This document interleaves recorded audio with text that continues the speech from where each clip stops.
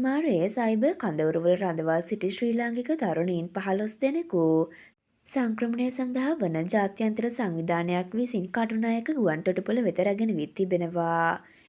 ඒ විදේශ කටයුතු විදේශ රැකියා සහ සංචාරක අමාත්‍ය විජිත හේරත් මහතා ප්‍රමුඛ ශ්‍රී ලංකා රජය, තායිලන්ත සහ මියන්මාර රජයන් සමග සිදු කළ රාජතාන්ත්‍රික මෙහෙයුමකින් අනතුරුවයි.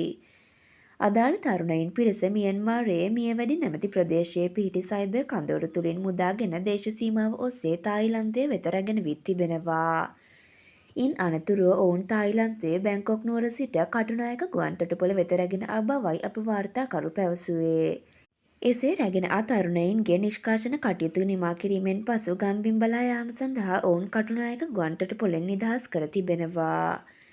මෙවන් උණුසුම් පුවත් රදසනින් දැන ගැනීම සඳහා අපගේ YouTube චැනලය සබස්ක්‍රයිබ් කර බෙල් අයිකනය ක්‍රියාත්මක කරන්න.